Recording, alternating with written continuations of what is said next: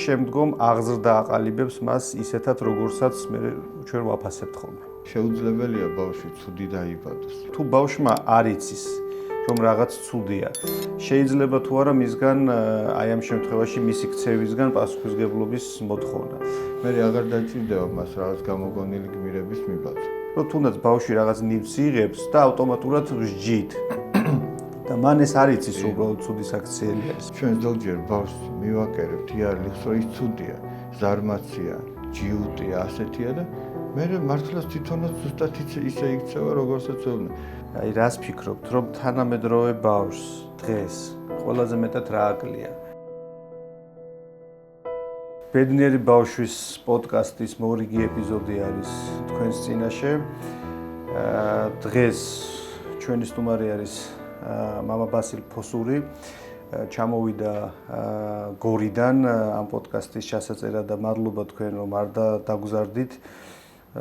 თქვენ ბევრი მშობელი გიყურებთ და თქვენი მიდგომები ასე ვთქვათ ბავშვებთან, მოზარდებთან ძალიან საინტერესოა ხოლმე და მიხარია რომ ესეთი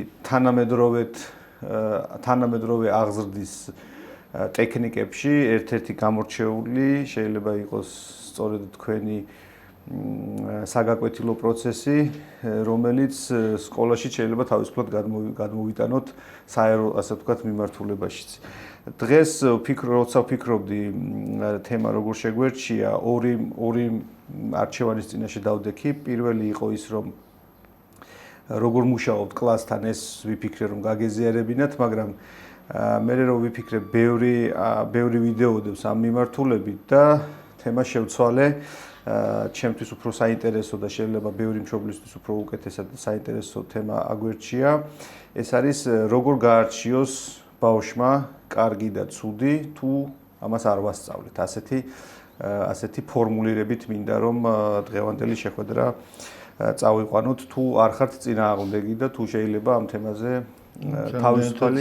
თავისუფალი დისკუსია. კი ბატონო, ჩვენი ფორმატი იძლევა იმის საშუალებას, რომ ვიყოთ ცოტა უფრო მეტად უშუალოები, იმიტომ რომ არ არის ეს კლასიკური გადაცემა და პოდკასტს ეს თავისუფლება გააჩნია. პირველი შეკითხვა, მოდი ასე დავიწყებ. ბავშვი შეიძლება თუ არა რომ დაიბადოს აპრიორი ან ცუდი, ან კარგი, თუ შემდგომ აღზრდა აყალიბებს მას ისეთად, როგორცაც მე ჩვენ ვაფასებთ ხოლმე. პირველ რიგში მივესალმებით თქვენს მსმენელს და მაყურებელს.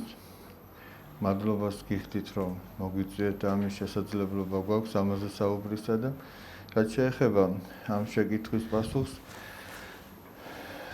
მე სასულიერო პირი ვარ და აი ამ წმინდა წერილიდან და ჩვენი რწმენიდან უნდა გავცე პასუხები რამდენადაც შევძლებ და ეს არის ჭეშმარიტება და ჩვენ ვიცით რომ უფალმა ყოველივე კეთილად შექმნა. ადამიანზე ნათქვამია საერთოდ რომ ფრიად კეთილად შექმნა და შეუძლებელია ბავშვი ცუდი დაიბადოს. თავისთავად ცხადი აქ პრობლემა უკვე სხვა რამეში მდგომარეობს, რომ არა მარტო აღზრდა, არამედ ის გარემო პირობები, სადაც ის იზრდება საერთოდ. ახლა იაკობ გოგებაშვილს ხომ აქვს მოთხრობა დედა რომ თავის შვილს ვანოს რომ ვაშლს დამპალ ვაშლებთან ჩაადებინებს და ეუბნება რატო არ უნდა იმეგობროს ისეთ ბავშვებთან ვინც არ იქცევა სწორად. ასევე უსუნო ყვავილი რომელიც სურნელოვან ყვავილებთან ერთად არის და ისეთ სურნელოვანი ხდება. გარემო პირობებს და აღზრდას აქვს გადამწყვეტი მნიშვნელობა. და საერთოდაც ჩვენ თუ ვიტყვით რომ რომელიმე ადამიანი ცუდია ან კარგია, ეგეც არასწორი იქნება. ყველა ადამიანი კარგია, მაგრამ რაღაცამ მიიყვანა ადამიანი იმ მდგომარეობამდე, რომ ცუდად იქცევა. თორემ ადამიანი ცუდ საქციელს არ ჩადის, იმიტომ რომ ცუდი გააკეთოს. ის ცუდშიც ის ფიქრობს, რომ ესე ჯობია და ესე გააკეთოს. რაღაცნაირად მე ესე ვფიქრობ, რომ აი ცუდისთვის ადამიანი ალბათ არ აკეთებს. ესე გონია, რომ აი სიტყვაზე ვამბობ. ვიღაცა აი ბავშვი ახლა სამწუხაროდ არის რომ მოზარდებში აი თამბაქოს ეწევიან თუ იგივე ეგრეთ წოდებული ვეიპი თუ კიდე რაღაც ამდაგვარი ის ფიქრობს რომ ეს მისთვის კარგია და მისაღებია, ეს ნორმაა მისთვის. მაგრამ აი რა მიიყვანა იმ მდგომარეობამდე? აი ეგ საფუძვლები არის გამოსავლები და მანდარი. ხო, ეგ არის ხოლმე ჩვენი მიზანი ზუსტად უფროსების და დიდი მადლობა რომ თქვენ ასეთი პასუხი გამეცით, არ ვიცი ეს შეიძლება ლოგიკურიც იყო, მაგრამ ყოველთვის იდენტური პასუხი ყველა სასულიერო პირისგან ერთნაირი არ მომისმენია ხოლმე, ესეც ბუნებრივია, ყველა სხვადასხვა ადამიანი ვართ და სხვადასხვა აზრი გვაქვს.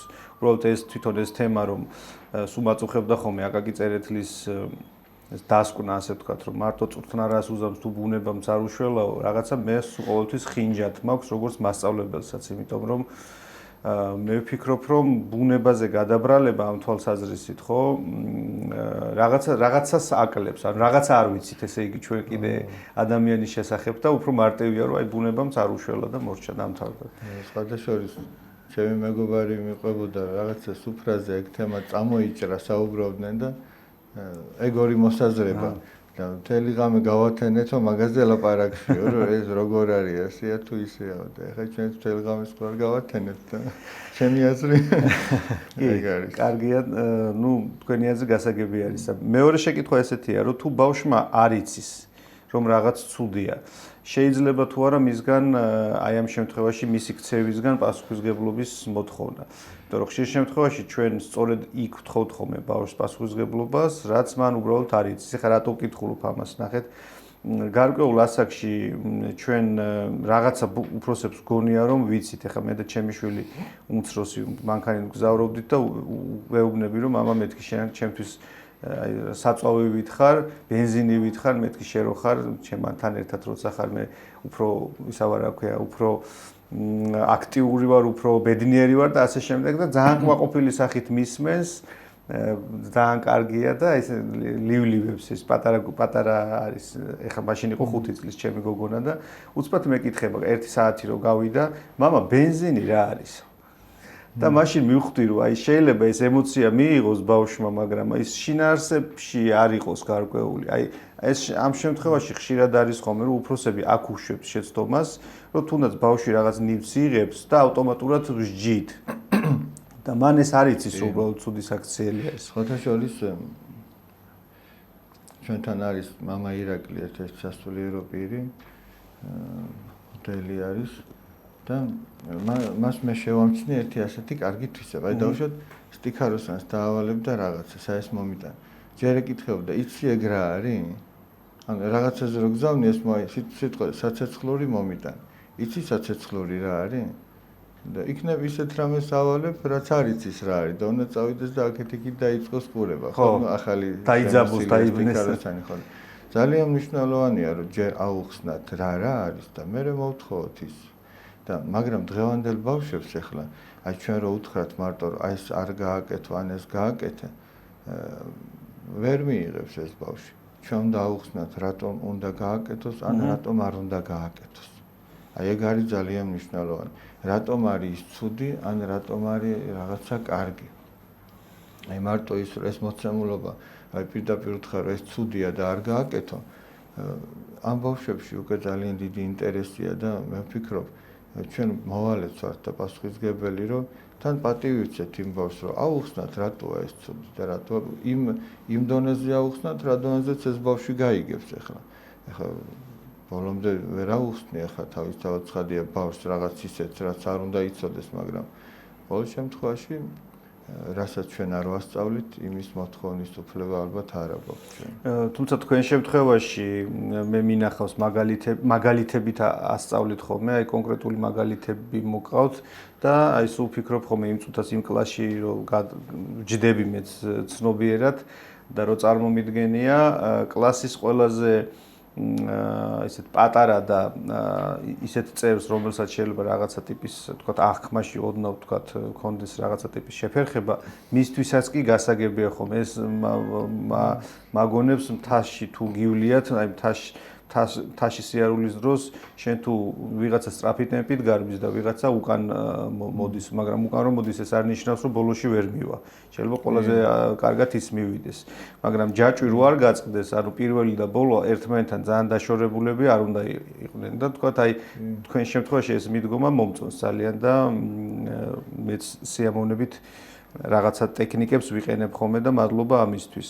აი რა ასაკიდან უნდა გაიგოს ბავშვმა და რა ასაკიდან შეიძლება ვასწავლოთ და როგორ კარგისა და ცუდის გარჩევა. ყველა ასაკიდან არის. მე ვფიქრობ მაგას ასაკი არ აქვს, იმიტომ რომ სულ პატარა ბავშვებსაც შეიძლება ადამიანმა გააგებინოს. ახლა მე არ ვამბობ აი ჩვილ ბავშვებზე, მაგრამ მე უკვე რა საუბარს სწავლობს, ან თუნდაც საუბარს არ სწავლობს.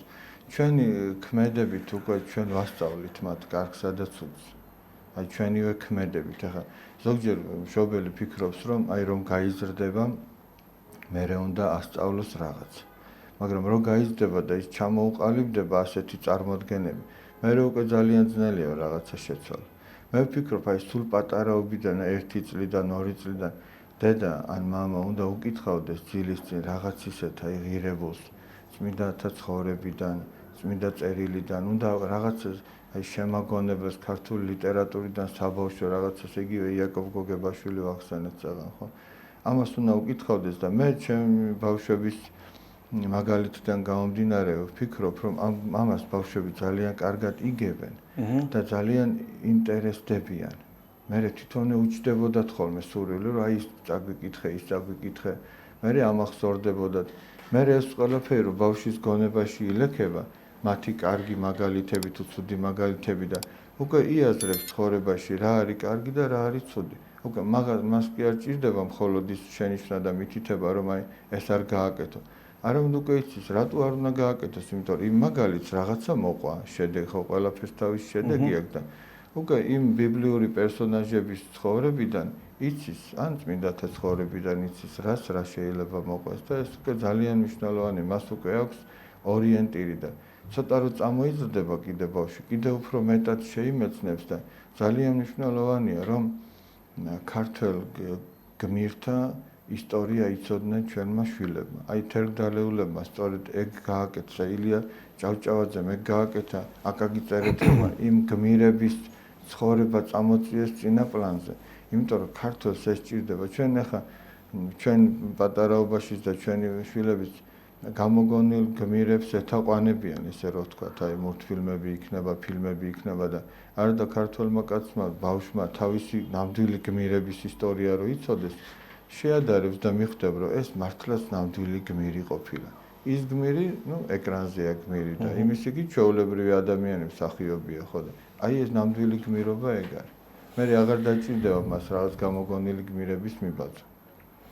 თავის დროზე მახსოვს, რომ ეს მარველის გმირები სწორედ ესე ხელოვნურად შექმნეს ამერიკაში, იმიტომ რომ მთელი თაობა აღმოჩნდა მამის გარეშე, ასე ომში დაღუპული ამერიკელი ჯარისკაცების შვილები, ეს მამის გარეშე დარჩენილები რომ იყვნენ, მოკლედ ნახეს, რომ ძალიან სერიოზული პრობლემა ჰქონდათ, ასე ვთქვათ, თვითშეფასებასთან და ხელოვნურად შექმნეს გმირი, რომელიც ასე ვთქვათ, მამის ხატს რაღაცნაირად ჩაანაცვლებდა და თვითიდენტიფიცირებას მოახდენდა ბავშვი ამ სუპერ გმირთან.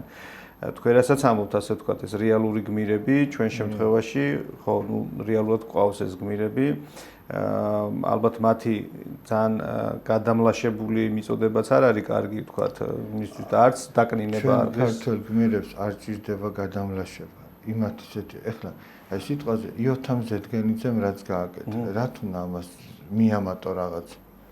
სამასმა არაგველმა რაც გააკეთა, ამას რამის მიმატება ჭირდება, არაფერი არ ჭირდება.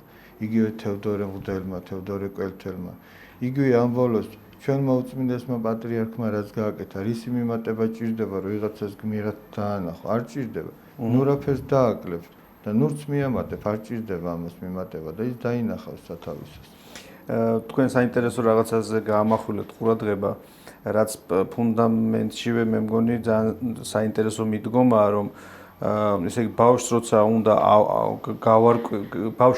გავარკვიოთ იმაში რა არის კარგი და რა არის ცუდი, პირველ რიგში უნდა აუხსნათ მისი მნიშვნელობა, ასე ვთქვათ, აი მათემატიკა ვისაც უსწავლია, მან იცის რომ ძალიან ესე იგი მარტივი 2+2 თუ არ იცის, ვთქვათ, ბავშვმა რომ 4 არის, ანუ რაღაც შედეგს მოიტანს, ვთქვათ, იმას რთულ ფორმულებს მე შემდგომ ვერ გააგებინებ და ყოველთვის იქნება გაჭედილი ერთი და იგივე ადგილას, იმიტომ რომ იფიქრებს რომ მე ვარ ცუდი, რაღაცას ვერ ვიგებ, მე უბრალოდ პროტესტის განცდა გაუჩნდეს და შეიძლება მე რაღაცა აბსოლუტურად საწინააღმდეგო შედეგი მოვიტანოთ. ამიტომ თქვენ როგორ ფიქრობთ? ბავშვის ქცევა უნდა განსაზღვროთ ჩვენ სასჯელის შიშით, თუ ეს უნდა იყოს უბრალოდ სიღრმისეულად იმისი ახსნა, რომ თვითონ ის საქციელი, რასაც ის არასწორად აკეთებს, ვიღაცისთვის არის ცუდის მომტანი და ამ დროს რატო გეკითხებით? ნახეთ, მე მოსწავლეებთან ვკითხულობდი ჯიულ ვერნის ერთ-ერთ ტექსტს და ერთი ესეთი ის არის, რა ქვია, მონაკვეთია გემის ისა რა ქვია მზარეული გაყიდის გემის ასე ვთქვათ წევრებს აპირებს რომ გაყიდოს ტყვედ. და ვკითხე ხა ჩემს მოსწავლეებს 13-14 წლისები იყო თქვენი აზრით ეს მორალური თვალსაზრისით როგორი საქციელია მეთქი. და მაშინ ძალიან უცნაური პასუხი მივიღე ერთი ბავშვისგან, რამაც მე დამაფიქრა, რომ რაღაცას მეთქი შეიძლება არასწორად ვაკეთებ მე როგორც მასწავლებელი და რაღაცა მაქვს შესასვლელი და მითხრა ესეთი რაღაც, რომ თუ ჩემი კეთილდღეობისთვის კარგია, რომ ვიღაცა ტყვედ გავყიდო, თქვა, ხო, რა ვიცი, ხა ვიღაც უცხოა და რატომაც არ უნდა გავყიდო. და მაშინ მივხვდი, რომ ღირებულებით განათლება ძალიან დიდი მნიშვნელობა აქვს საგანმანათლებლო სივრცეში, იმიტომ რომ აი რატომ მინდოდა თქვენთან ამ თემაზე ჩაწერა. რომ ის ბავშვი ძალიან კარგი ბავშვი იყო, ძალიან კარგი მოზარდი, მე ძალიან მიყვარს და ეხა დღემდე და პატივს ვცემ, განათლებული, მაგრამ ორიენტირი აბსოლუტურად აცდენილი ქონდა. ანუ თქვა რომ აი თუ ეს ჩემი საჭიროებას თან ხვდება, ხო რა ვიცი ხა ხო იყო ტყვეთას ყიდვა მაინც იმ პერიოდში და რა ვიცი ხა რაღაც სხვა მგაყიდოს მე გავყიდი ამ თვალსაზრისით. მე განვავრცეთ ჩვენ ნარკოტიკზე გადავიტანეთ და ბევრ სხვა თემაზე, მაგრამ ეს დამოკიდებულება მე სხვა წევრებთანაც, ჯგუფის სხვა წევრებთანაც ჩავშალეთ მუსირებდა ასე ვთქვათ რა. აი თქვენ როგორც მასწავლებელი ამ თვალსაზრისით რას გვეტყოდით? როგორც სასულიერო პირი არა, როგორც მასწავლებელი. ჩვენ აი ხა მაგის ანალოგიური შემთხვევა გქონდა ასეთი რაღაც, რომ ნუ მე ბავშვებს კლასიდან არ უშვებ ხოლმე ესე გარეთ რომ გავიდნენ, იმიტომ რომ რაღაცა უნდათ, მანამდე წყალი უნდა თუ რაღაც და იყო ერთი ესეთი შემთხვევა, რომ ერთ ბავშვს მაგიდაზე ედგა რაღაცა წენი ედგა რაღაცა და ის უთხარი რომ საბაქვია და საბა მეთქი მოდი ეს ბოთლი გადავდოთ მეთქი და მე ვიფიქრე რომ რაღაცა მივიღო გადაწყვეტილება თვითონ გადაწყვიტოს მეთქი და დაუბრუნე ეს ბოთლი და უთხარი თუ გინდა მეთქი შენი თანხმობით გადავდებ გვერდზე და თუ არა და დაგიდებ მეთქი. ახლა რატო უთხარი? ხო იცი რომ მე ბავშვებს კლასიდან არ უშვებ მეთქი წყლის დასალევად. ამ ბავშვებს წყალი არ აქვთ მეთქი ახლა დარჩათ სხვა კლასში ყავდა შეყვანილი და შენ რომ დალიო მეთქი ეგ წენი, მე მათაც მოუნდება და კიდევ უფრო მეტად გაუჭირდებათ მოთმენა მეთქი და თუ შენს არ დალევ, მათ შეიძლება არც გაახსენდეთ მეთქი, მაგრამ როგორც შენ გადაწყვეტე.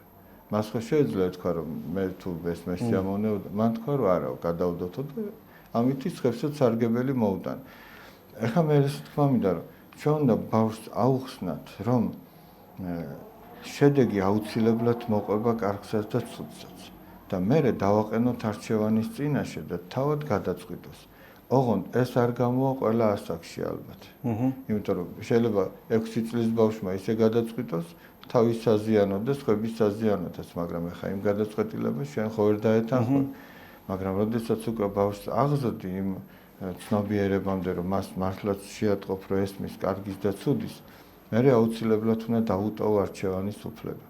და ეხლა რაც შეეხება დასჯის შიშით თუ რაღაცის წახალისების შიშით, ორივე გამოსაყენებელია, ორივე სახარებისეულია და მასწავლებელმა ორივე თავის დროზე ჯეროვნად უნდა გამოიყენოს. ისე როგორც ტკბილი და მწარე წამალი, ხო რაღაც უფალი ხან ჩვენ სასუფეველის სიხარულზე გველაპარაკება, რომ ამითი შენ იქითკენ სწრაფა ქონდეს. ხან ჯოჯოხეთის სატანჯველებზე გველაპარაკება.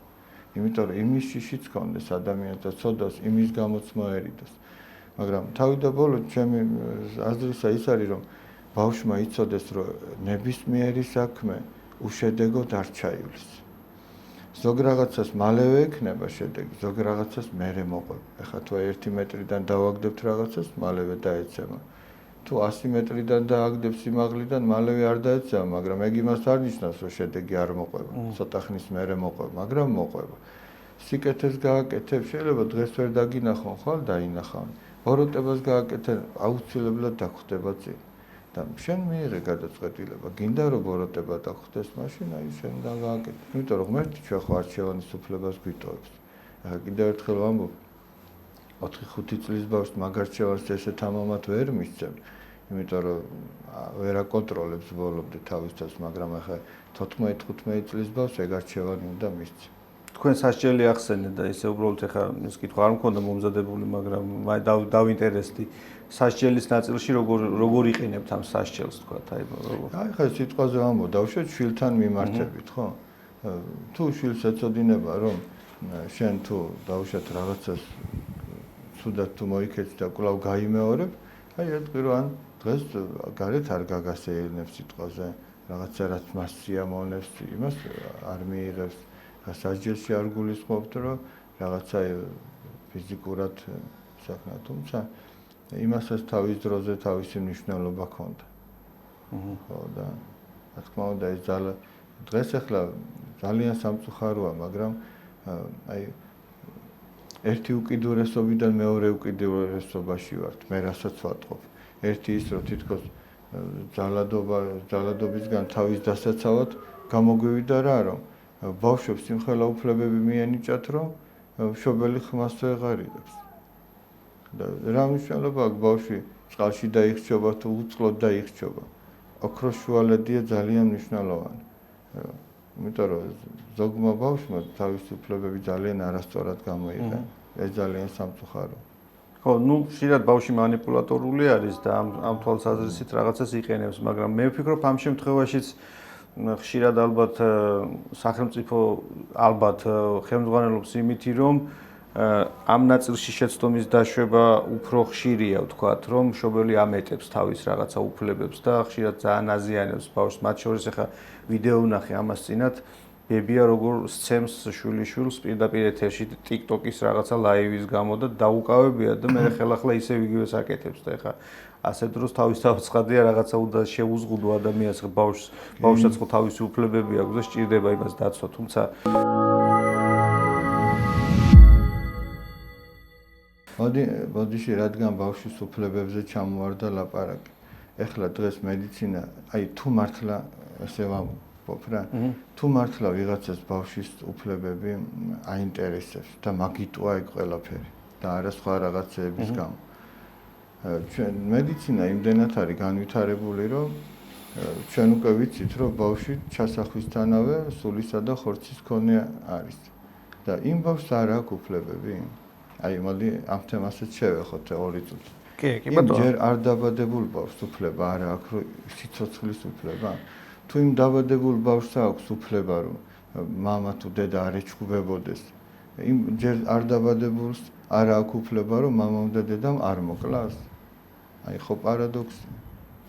თუ მართლა ბავშვის უფლებაზე თქვენ ახლა აბორტის თემაზე ლაპარაკობთ, ხო? მესმის კი ბატონო. ეს ძალიან ღრმა და კომპლექსური თემა არის. მე ვფიქრობ, ამაზე ცალკე ერთ შეხვედრას აუცილებლად გავაკეთებ, იმიტომ რომ სალაპარაკო, ხო, უბრალოდ მე რატო ვიცით, რომ ამ თემაზე ნამდვილად არის სალაპარაკო, მიჩუმათება და მიყრუება არ გვარგებს. ზოგადად რაღაც პრობლემას როცა წაუყრუებ, ის არსად არ იმალება და სადღაც თავს იჩენს ხოლმე და მე ვფიქრობ, რომ ამაზე ძალიან დელიკატურად და ძალიან სიღრმისეულად და ვფიქრობ ამ შემთხვევაში შეიძლება ურის სტუმარიც მოვიყვანოთ და ძალიან საინტერესო გავშალოთ მაგ თემაზე საუბარი და აუცილებლად სალაპარაკო. უნდა ხელი შეეწყოს ანუ რა არის იცით, ვინც აბორტს იკეთებს, ხო რაღაცა მიიყვანა მაგ აბორტამდე და რატო იკეთებს და რატო არ აქვს იმის ხელშეწყობა, რომ სხვაგვარად ვერ შეძლო, აი ეგენია გამოსაკვლევი.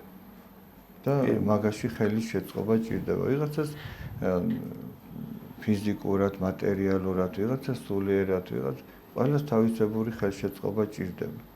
და თან როგორც ჩვენმა უწმინდესმა პატრიარქმა თქვა, ეგ კანონის დონეზე თუ იქნება, ეგ კიდევ უფრო შეუწყობს ხელს, რომ ჩვენს ქვეყანაში გამრავლდება ადამიანები. ძალიან მნიშვნელოვანი ამბავია ეგ. კეთილი. კარგი, შემდეგი თავზე გადავინაცვლოთ ჩვენი შეხვედრის. აი თქვათ პირობითად ერთი არის ის რომ ჩვენ უნდა გავაგებინოთ ბავშვს რა არის კარგი, რა არის ცუდი და მეორე საკითხი არის რომ ხშირ შემთხვევაში თქვათ მოზარდმა იცის რომ რაღაც ცუდია და მაინც აკეთებს. აი ამ შემთხვევაში რა არის მისი ქცევის мотиваცია, თქვენ როგორ ფიქრობთ? რა ვიცი, ახლა ესე მე ვერ გეტყვით, მე არა ვარ ბავშვების ფსიქოლოგი, მაგრამ ყოველ შემთხვევაში და ეგ იქნას გამოკვლეული, რას მიყავს ეს ბავშვი რაღაცა ცნობიერება აქვს ისეთი, რაც აკეთებინებს მაგას. არ ვიცი, შეიძლება ზოგჯერ ჯიბრითაც აკეთებდეს. შეიძლება რაღაცა პროტესტის გამოც აკეთებდეს მაგას. შეიძლება სპეციალურად რომ გააღიზიანოს ადამიანი. შეიძლება სულაც ყურადღება რომ მიიქციოს, მაგიტომაც აკეთებდეს. ბევრი რამის გამო შეიძლება აკეთებდეს. არ ვიცი, ხა მე ესე არ მინდა რაღაცები ვილაპარაკო, რასაც მე თვითონ არ ვარ დარწმუნებული და. კაი, მაშინ შემდეგი შეკითხვა დავსვათ ესეთი. მე როგორც მასწავლებელი მაქვს ურთიერთობა ხო მოზარდებთან და მათ განვითარებაში რაღაც დონეზე ჩართული ვარ ხოლმე. ვარ ასევე მშობელი. ჩვენ ხშირად ძალიან დიდ მნიშვნელობას ვანიჭებთ გარკვეული უნარების ესეც კიდე კაი შემთხვევაში ბავშვი უნარების განვითარებას თუ აქცევთ ყურადღებას. რატომღაც დამკვიდრებულია, რომ რაღაცა ტიპის სასწავლო გეგმას უნდა მოვარგოთ ბავშვი და ამ გეგმას მივყვებით და რომ მე იქ სადღაც ისწავლოს, ნიშანი მიიღოს, ჩააბაროს და ასე შემდეგ. რაც უნარებთან ყოველთვის კავშირში არ არის. ეხლა ჩემთვის უნარების განვითარება უფრო მნიშვნელოვანია, ვიდრე რაღაცა კონკრეტული ცოდნა, რაც ასევე მნიშვნელოვანია. მაგრამ მე რაც მაწუხებს ხოლმე თქვათ არის ის, რომ მშობლებისგან თითქოს არ მოდის დაკვეთა, რომ ბავშვში ჩვენ ასევე გავაღვიძოთ და განვავითაროთ და მოურწყათ და გავაღვივოთ, წეღარაც ვახსენე, აი იმ შემთხვევას უბრუნდები, სინდისი. არის თუ არა სინდისის წვრთნა და განვითარება ასევე ერთ-ერთი მნიშვნელოვანი კომპონენტი, რაც აღზრდის ნაწილში არის აუცილებლად გასავითარებელი. ან იქნებ, რა ვიცი, შეიძლება თქვენ სხვანაირად ხედავთ და თქვათ, რომ პირიქით იცი რა, თვითონ უნდა განვითარდეს და ჩვენ ამას ვერ განვავითარებთ. ის არის უკვე მასში ბუნებრივად და ის თავისით რაღაც პერიოდის მერე გაიზრდება, ასე ვთქვათ. აი ჩვენ მასწავლებლის როლი ამ შემთხვევაში რა არის? დიახ, სანამუშავროდ ამ შეკითხვას ვასწრებ, ერთი რაღაც გამახსენდა, აი წეგან ბავშვი რო ცუდად იქცევა და კიდევ ცუდად. მე ესეთი აზრი მიჩნდება ხოლმე, რომ ხო არ მიაჩვიეს ბავშვი, რომ ის ცუდია და მე იქცევა ცუდად. აი ძალიან მნიშვნელოვანია, რომ ჩვენ ზოგჯერ ბავშვს მივაკერებთ იარლიხს, რომ ის ცუდია, ზარმაცია, ჯიუტია, ასეთია და მე მართლაც თვითონაც ზუსტად ისე იქცევა, როგორცაც ვეუბნა.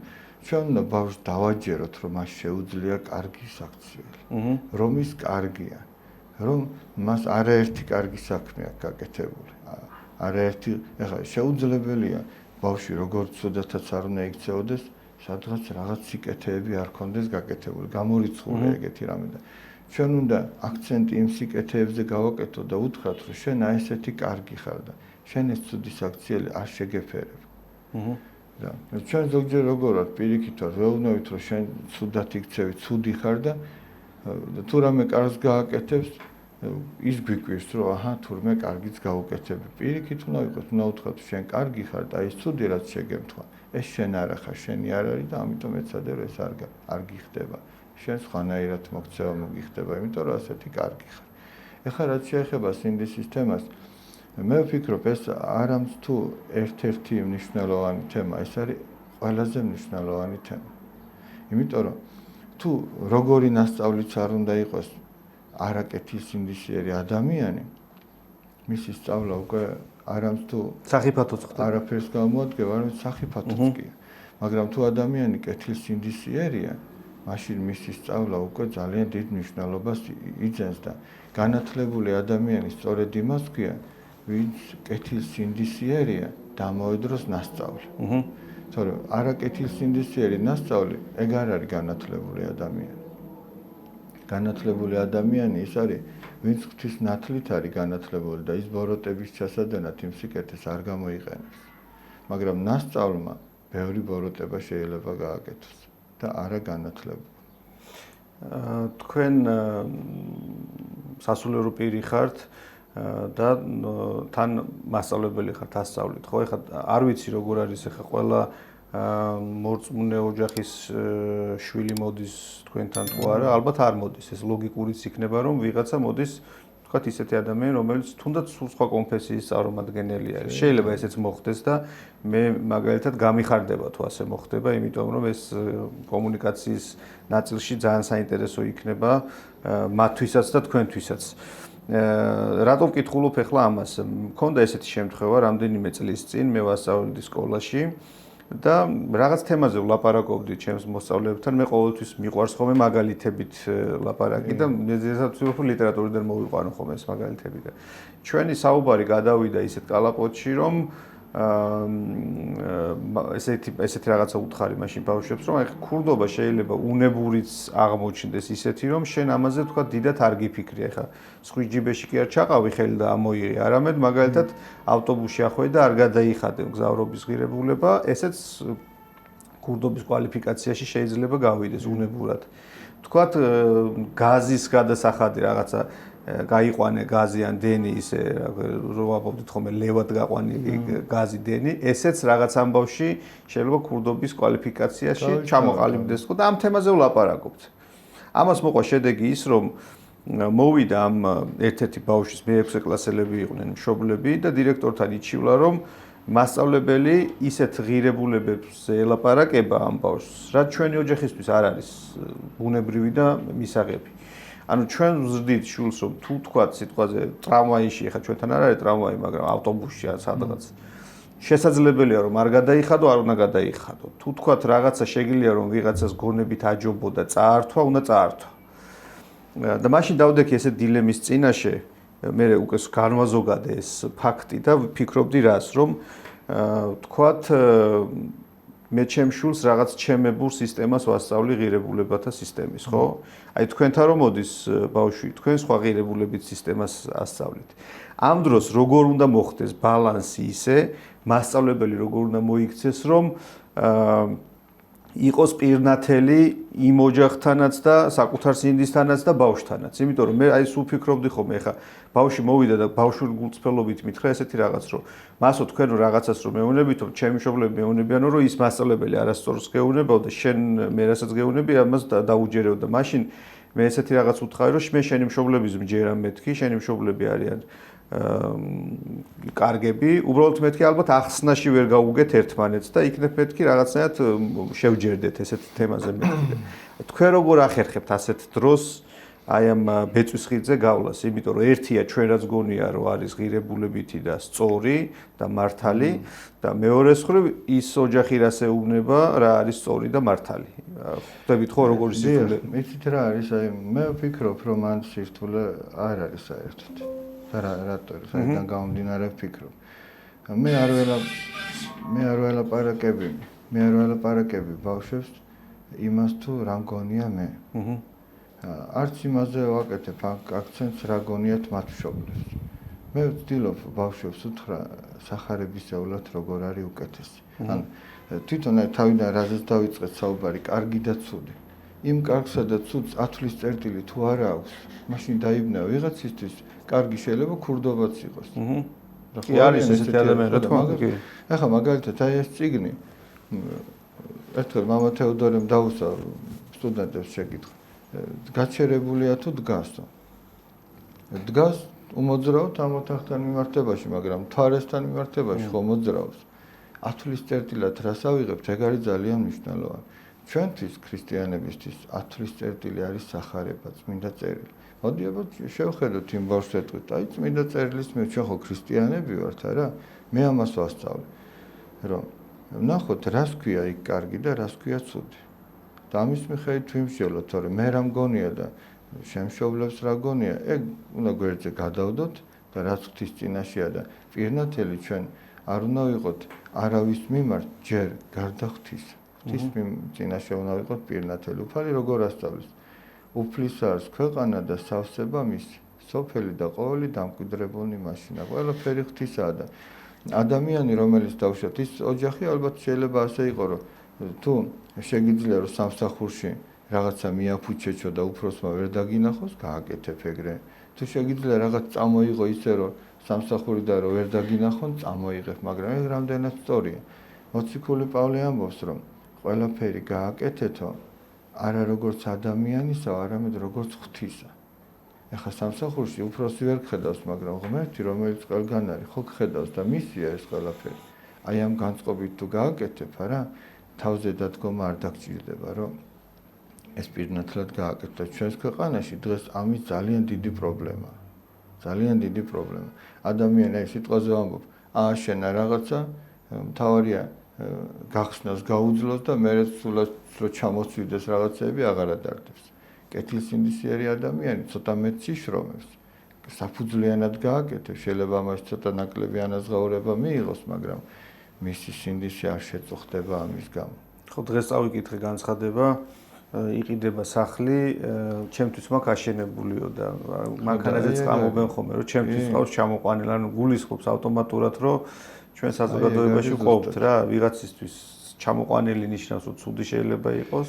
მაგაზია ზუსტად, აი ჩვენ თუ ბავშვებს ვასწავლით ღვთისმცნებებს და რო შევაჯამოთ ცნებები, შეიყვარო ღმერთი და შეიყვარო მოყვასი.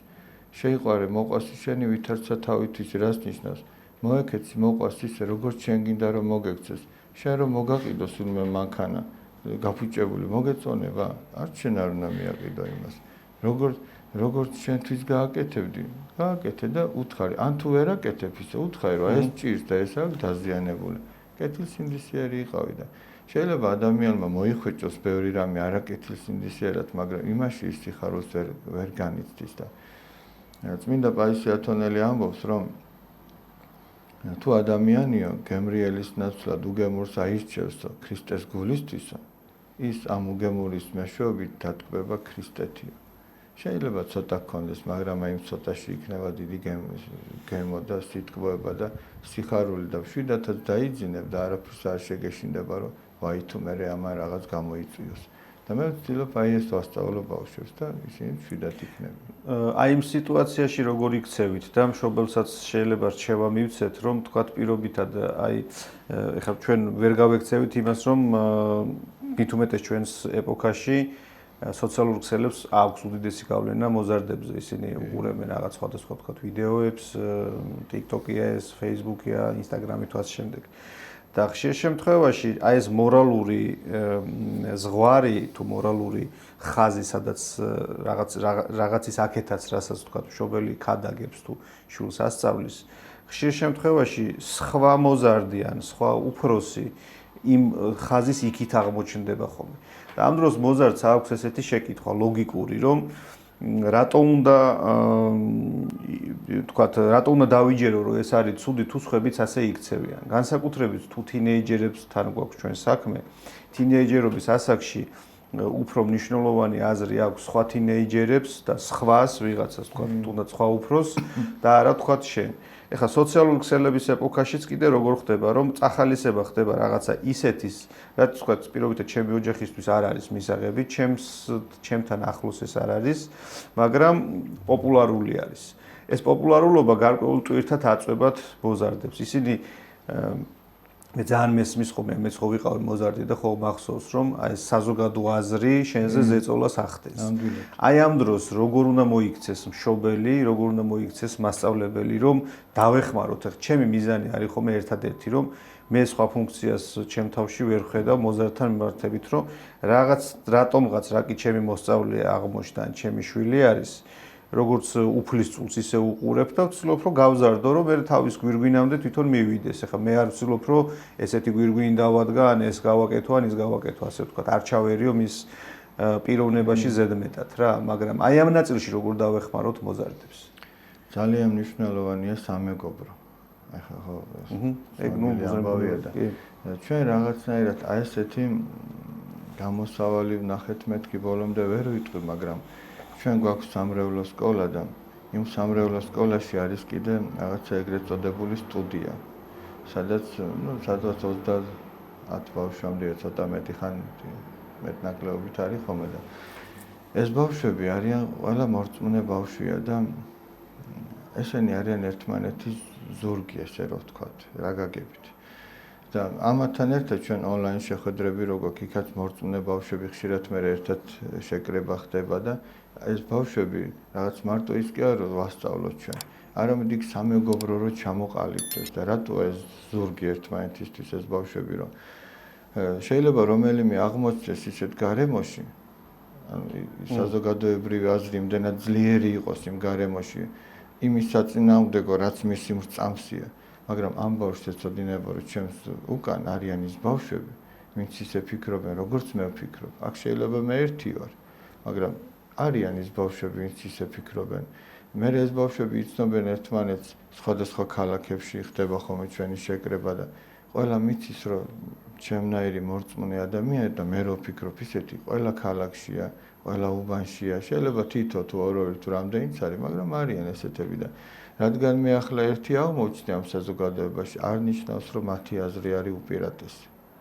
აი ეს უნდა გავაკეთოთ რაღაცნაირად და ძალიან დიდი მნიშვნელობა აქვს სამრევლო სკოლებს, საკვირაო სკოლებს, რომ აქ შეკრებილი ბავშვების აი ერთ გუნდად შეკრა და დამეგობრება უკვე ყველასთვის ძალიან დიდი ძალა არის და ადრე ნახეთ ერთი ასეთი რაღაც იყო, რაღაცა საჩვენებლად სურათი იყო, რომ ერთი ბავშვი იდგა სუფთა წყალში შუაში.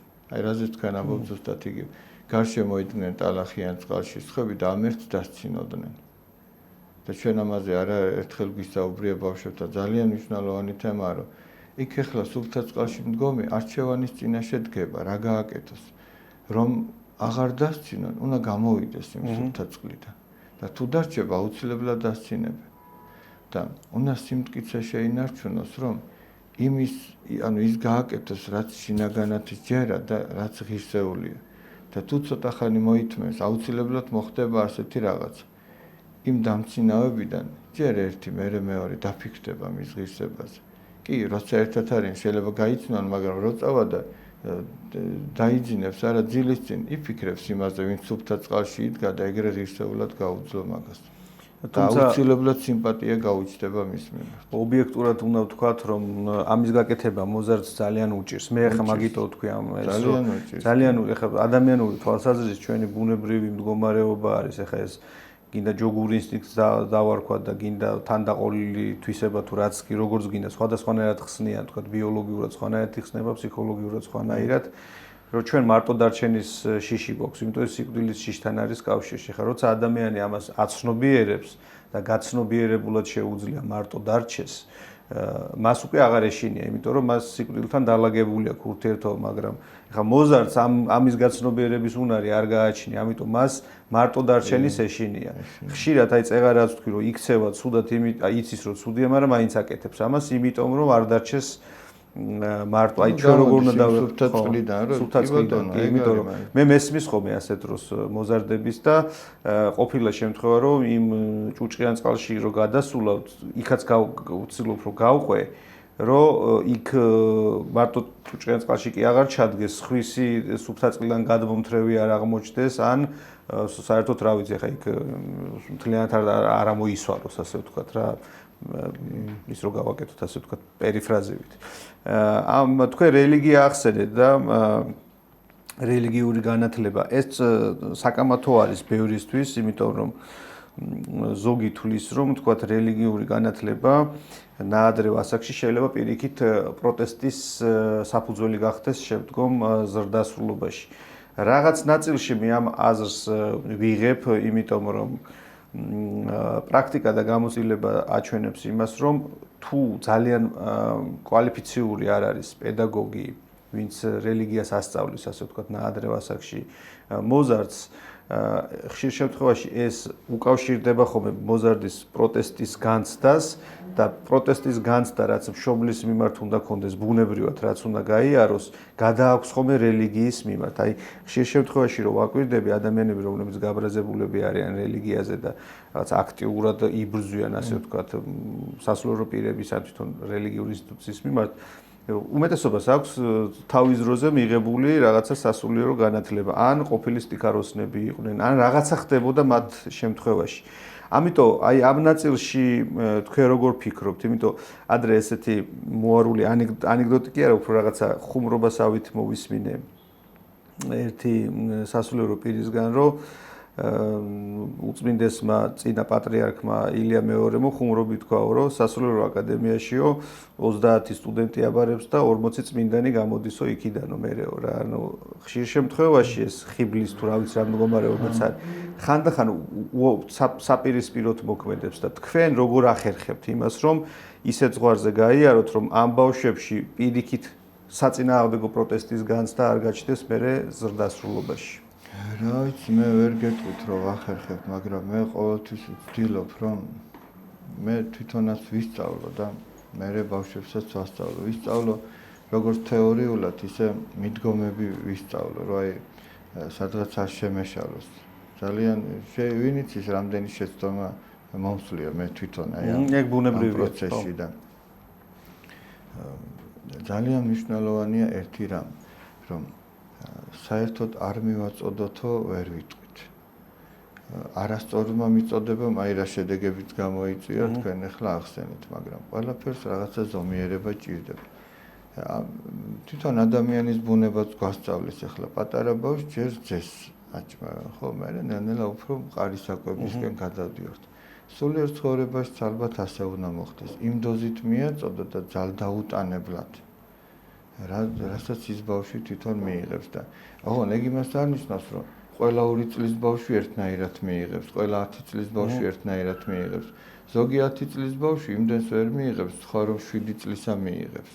ამიტომ იქაც ბავშვის გაცნობის შემდეგ გაქვს შესაძლებლობა, რომ განსაზღვრო ეს რამდენს დაიდევს. რამდენი უნდა უთხრა, ზოგს არ უნდა უთხრა ის, რასაც სხვას ეტყვი. და ეგ არის ჩვენ ეგ უნდა ვისწავლოთ, რომ ვთქვათ, რომ საერთოდ არ ვასწავლოთ რელიგიური საკითხები. ეგ ნიშნავს, რომ ბავშვს არ ვაჭამოთ პატარავიდან, რომ გაიზრდება, მერე ვაჭამოთ. ხო, ზოგს აქვს ეს მოთხოვნილება. აი ხა ჩემი შვილს მაგალითად უფროს ბიჭს, რომელიც არის 15 წლის, რელიგიური თემატიკა აინტერესებს. მე არასოდეს მასთან ამ თემაზე არ მიხადაგებია, ასე ვთქვათ, არ მილაპარაკე, არც ჩემს მეუღლეს. უბრალოდ თვითონ დაინტერესდა და ეხლა მე აღმოჩნდი როგორი რაღაცის წინაშე იცი რომ ან ეს ინფორმაცია გარედან უნდა მიიღოს TikTok-იდან და რაღაც იმიდან ეხლა ძალიან მოდური გახდა თან ეს თემა. ან მე უნდა ვცადო რომ ვთქვათ მასთან ამ თემაზე ვილაპარაკო. გადავწყვიტე რომ ეხლა თეოლოგიური განათლება არ მაქვს, მაგრამ რაღაც ორი წიგნი შეიძლება წამიკითხავს, თქვა და ამ შემთხვევაში ჩემ თავს უფრო ვენდობი, ვიდრე ბრმად ოკეანეში გაშვებას და მე თვითონ ველაპარაკები ხომ ამ თემაზე, ეს ტრადიციასავით დავამკვიდრეთ, რომ რა კი გაინტერესებს, თქვა პირობითად წმინდა წერილი არ ფსალმუნები, საღამობით ერთ ფსალმუნს წავიკითხავთ ხოლმე და მე განმარტებას ერთად ვკითხულობთ და რაღაცა ვსჯელობთ, ასე ვთქვათ რა. მე ესეთი ფორმა ავარჩიე, რომ უფრო თვალსაწიერში მყავდეს ჩემი შვილი რა, მაგრამ ეს ბუნებრივად შეიძლება მოხდეს. თუმცა სულ ფიქრობ ხოლმე მე რო დამეძალებინა მისთვის რაღაცა რელიგიურობა, შეიძლება პირიქით საწინააღმდეგო ყოფილიყო. არ უნდა დავაძალოთ, ეგ ძალიან მნიშვნელოვანია, რომ არ დააძალო. და აი სკოლაში შემოტანა მაგ თვალსაზრისით მაგიტო ბოდიში გაგაწყვეტინეთ, მაგრამ რელიგიის სწავლება, დაძალების ფორმა ხო არ შეიძლება გახდეს. ხდება ყოფლობითი გაკვეთილები რო იყოს ყოფლობით თავისთავად ცხადია. ის ეხლაც რაც არის ღირებულებითი განათლება, ეგეც ყოფლობითია. ვისაც არ უნდა, არის თავისუფალი შეხვედრები, იქაც ვისაც უნდა რომ დაესწრება, არის უკვე კლუბური მუშაობა, იქაც ყოფლობითია 25 ბავშვი თუ 20 ბავშვი შეიძლება გაწევრიანდეს, მე-7 კლასის ზემოთ, ეგეც ყოფლობითი. ისე რომ არავინ არაფერს არ აძალებს. პირიქით, ამან ძალიან კარგი შედეგები გამოიღო. შაშა მე რამდენადაც ვიცი 1000 ბავშვამდე იყო ჩართული და შემდეგ კიდე იყო მოთხოვნა სხვადასხვა სკოლებიდან, რომ აი ჩვენთანაც გვინდა რომ გაკეთდეს ეგ ყველაფერი. და არც ერთი უკუ შედეგი არ ყოფილა. არანაირი აი ან პრეტენზია ვინმეს ქონოდეს ან რაღაცა ესეთი საერთოდ არ დაფიქსირებულა აი ამ ხნის განმავლობაში. ხო, ღირებულებითი განათლების კერები რაც გაიხსნა, ვიცი, რაღაც მომენტში ჩართულიც ვიყავი მაგ საკონსულტაციო ამბებში და მან თავარი იყო ის სწორედ ის, რომ პირდაპირ გაგებით ქადაგება არ ხდება რელიგიის, არამედ აი ზუსტად ესეთი სწორი ღირებულებებსაც უნივერსალური ფონი აქვს. თქვათ რაღაცა საერთო ღირებულება თუნდაც ის რომ თქვათ რა ვიცი ხა ადამიანს სხვას არ უნდა ავნო ჩვენც და თქვათ მუსლიმსაც და კრიშნაისაც და ვიღაცასაც საერთო შეიძლება აღმოგვაჩნდეს. ამიტომ ამასაც სწავლა სჭირდება და მაგ თვალსაზრისით მე ხო არ ვარ ასე თქვათ. არა, ეგ ღირებულებითი განათლება ეს არ არის სუბტად რელიგიური სწავლება და ან წმინდა წერილი ასწავლა. ეგ არ არის. იქ არის საუბარი ღირებულებებზე და ამ ღირებულებებზე საუბარში შეიძლება წმინდა წერილიდანაც მოიყვანო მაგალითი ლიტერატურიდან, ისტორიიდან თუ უკვე სიტყვა როგორც მოიტანს ესე. თქვენ მაგ ჩართული ხართ მაგ პროექტში? ჩვენ გორში ვართ ჩართული ხა თბილისში. თბილისში სხვა სასულიერო პირები არის. რა არის თქვენი აზრით ის მთავარი პრინციპი, რაც ბავშვს უნდა ვასწავლოთ? აი როცა თქვათ აღზრდის პროცესში აი აღზრდა მიმდინარეობს და მასწავლებელი ცდილობს ხა მე მაინც მჯერა ხოლმე რომ ყველა მასწავლებელს კარგი უნდა რომ გააკეთოს ზოგს გამოზდის ზოგს არ გამოზდის მაგრამ აი მთავარი პრინციპები რა არის რაც მთავარი პრინციპი მე აი ღრმად დარწმუნებული ვარ არის ის რომ ის უნდა ადამიანად ჩამოყალიბდეს ადამიანი იმ გაგებით როგორიც ის ღმერთმა შექმნა ხო ღმერთმა შექმნა ჩვენ და მან ჩაიფიქრა როგორი უნდა იყოს ადამიანი და ადამიანი უნდა იყოს ღვთის ხატი და მსგავსი ღმერთს უნდა ემსგავსებოდეს ღმერთს უნდა ბაძავდეს და ქრისტიანობა თუ ახლა კიდე ქრისტიანობაზე ვიტყვით ქრისტიანობა არის ქრისტესადმი ბაძვა იმდენად რამდენადაც ეს ადამიანურ ბუნებას შეუძლია ამას ამბობს წმინდა გრიგოლ ნოსელი და აი გარი მთავარი სკოლაში რომ ის ადამიანად დარჩეს აი აღზრდის ხელოვნება სწორად ადამიანად დარჩენის სწავლების ხელოვნება არის სხვა მეტი რა უნდა იყოს და აღზრდაში სწავლება იმდენად არის მნიშვნელოვანი რამდენადაც შეეწევა იმას რომ ის იყოს ადამიანი და თუ იმას დაკარგავს თავარს ეგეთი მასწავლებისგან ბევრი რამე დანგრეულა ბოლოსკენ მიდის ჩვენი საუბარი და ესეთი შეკითხვა მაქვს აი თქვენ როგორც მასწავლებელი როგორც სასულიერო პირი აი რას ფიქრობთ რომ თანამედროვე ბავშვს დღეს ყველაზე მეტად რა აკლია ცოდნა დისციპლინა რა ვიცი ფინანსური კეთილდღეობა სიყვარული საზღვრები თუ რა აკლია ყველაზე მეტად მე ვფიქრობ აკლია მშობლის ყურადღება სიყვარული მშობელმა რომ დრო დაუთმოს მასწავლებელმა დრო დაუთმოს არა იმისთვის რომ ამეცადინოს არამედ იმისთვის რომ აი მოусმინოს გაუგოს დაუმეგობრდეს მისცეს სწორი რჩევა მშობელმა მასწავლებელმა იქ ყველა ეგ რა ვიცი ახლა უცბად მე ესე ვფიქრობ რომ ეგ აკლია აი სიტყვა და სიყვარული აკლია ძალიან ზოგ შემთხვევაში აი წავაწყდებით ხოლმე რომ ძალიან არის გაციებული ბავშვი მეორე ადამიანის მიმართ რომ ეგრე გაციებულია ეგ ნიშნავს რომ თვითონაც ვერ არის შიგნიდან კარგად აი ბედნიერი ბავშვი ბედნიერი გახარებული გულგამთბარი ბავშვი სხვას თუდად არ მოექცევა ერთი ასეთი ამბავი იყო რომ ვიღაცამ გაიარა ცხენით და რაღაცა წიხლი კრა თუ რაღაცა იქიდან კიდე შეურაცხყოფა მიაყენა და ამან აქედან გაძახა ბედნიერებას გისურვებ და ვიღაცამ დაინახა რომ შენო სულელი ხო არ ხარო ამან ესე თუდად მოგექცა შეურაცხყოფა მოგაყენა შენ ბედნიერებას უსურვებ და კიო ბედნიერებას უსურვებ ეგ რომ ბედნიერი იყოს ეგ არ მომექცეოდა ანუ თვითონ რომ კარგად იყოს ბავშვი სიყვარულით სავსე რო იყოს აი მზრუნველობით მშობლის თუ მე სხვას აღარ მოექცეოდა ეგრე თქვენ ბოლო კითხვას გაეცით პასუხი ჩვენი კითხვა სტანდარტულია ხოლმე როგორია ბედნიერი ბავშვი და თქვენ ფაქტობრივად წინასწარ გაეცით ამას და აი რაც შეეხება იმას რომ ადამიანად დარჩეს ადამიანის მთავარი დანიშნულება აი რომ შევაჯამოთ ესე რომ ვთქვათ არის ის რომ სხვას გამოადგეს რაღაცაში და არის ის რომ ღმერთს ემსგავსებოდეს და საბოლოოდ განიღრთოს და ცხონდეს და ნებისმიერი ნივთი სულ ეუბნები ხოლმე ბავშვებს აი უბრალოდ მე ვერ ვიპოვე და თქვენ მიჩვენეთ მეთქი ნებისმიერი ნივთი მითხარით რომელიც თავისთვის არის შექმნილი და სხვას არ უნდა გამოადგეს არაფერში არ არსებობს ეგეთი ნივთი ყველაფერი აი ხო რაღაცის არის ეს წიგნი რა ყველაფერი და ნუ თუ ეს რაღაცა უბრალო ნივთები იმისთვის არის რომ სხვას გამოადგეს და ადამიანი იმისთვის რომ მხოლოდ თავის თავს გამოადგეს ანუ ეს სკამი მაშინ არის შემდგარი როცა ვიღაცა დაჯდა აქ ადამიანი მაშინ არის შემდგარი როგორც ადამიანი რომელიც სხვაზე ზრუნავს სხვას გამოადგება შესანიშნავი ფორმულით ვასრულებთ ჩვენს შეხვედრას მე მინდა ჩვენი სტანდარტული ამბით დავასრულო ჩვენი დღევანდელი პოდკასტი გაჩუქოთ ასეთი წიგნი ამ ჩვენი პოდკასტის სპონსორი არის ბედნიერი ბავშვი პასუხები დედას მამას და ბებიასაც ესეთი მინაწერი აქვს აქ ფაქტობრივად ძალიან ბევრი სიტუაცია არის განხილული სწორედ ისეთი რაშიც მშობლები აღმოჩნდებით ხოლმე და არ ვიცით როგორ მოვიქცეთ და კარგი ფსიქოლოგი არის იულია ჰიპერეიტერი, რომელიც ამაზე პასუხებს გაგვცემს.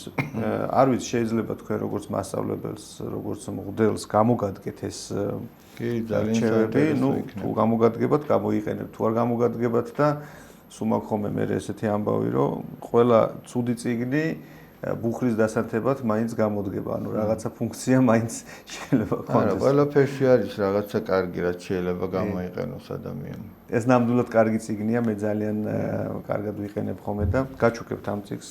დიდი მადლობა. თქვენი იყოს. მადლობა, მამა ბასილ ფოსური იყო ჩვენი სტუმარი. თუ გაქვთ რაიმე შეკითხვები ამ თემაზეც და სხვა საკითხებზეც, რომელიც გინდათ რომ გავშალოთ, მოიწერეთ ამ პოდკასტის ასე ვთქვათ კომენტარებში და ვეცდებით რომ ის თემები გავშალოთ და ის სტუმრები მოვიწვიოთ აქ ამ სტუდიაში, ვინც თქვენ გაინტერესებთ და გინდათ რომ მასთან ერთად ვილაპარაკოთ. დროებით.